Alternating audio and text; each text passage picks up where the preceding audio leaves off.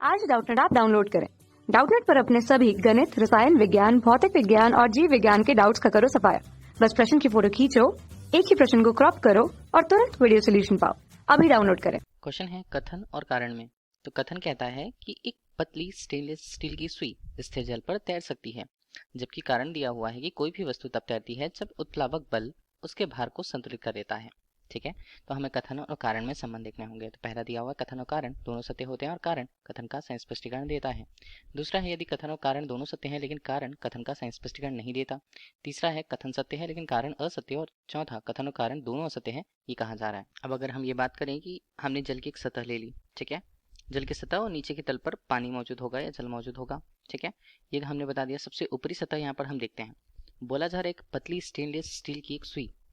अगर सुई को हमने यहाँ पर दर्शा दिया और सुई को इसके तल पर रख दिया जाता है, मान लीजिए, ठीक है, कुछ इस तरह से, तो सुई जल की सतह पर स्थिर रूप से तैर सकती है।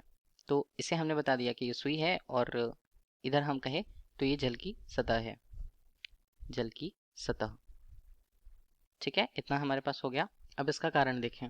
कोई भी द्रव होता है, जैसे यहाँ पर जल बताया गया है, तो जल एक द्रव है और जल के द्वारा उसके बाहरी पृष्ठ पर एक तनाव कार्य करता है या तनाव बल कार्य करता है, जिसे हम पृष्ठ तनाव कहते हैं।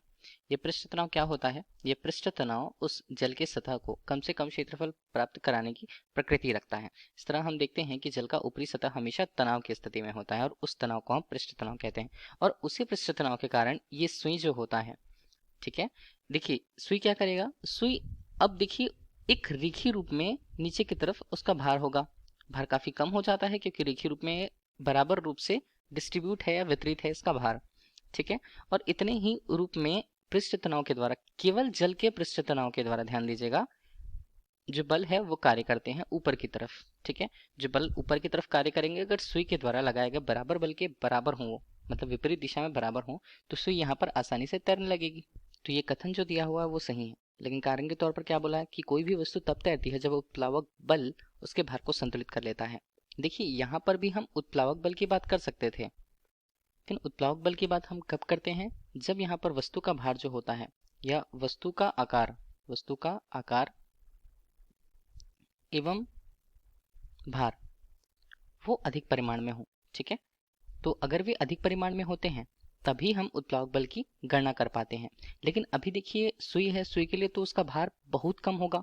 ठीक है, उसकी आकार वैसे ही छोटी है, तो छोटे आकार और भार के लिए हम पृष्ठ तनाव की तुलना कर सकते हैं। उत्प्लावक बल की तुलना हम वस्तु के बड़े आकार और भार के लिए करते हैं। देखिए इस पर भी उत्प्लावक बल लग रहा होगा, लेकिन उत्प्लावक बल की जो मात्रा होगी वो काफी ज्यादा कम होगी पृष्ठ तनाव की अपेक्षा, क्योंकि ये वस्तु जो है वो आकार में काफी छोटी और उसका भार भी काफी कम होता है।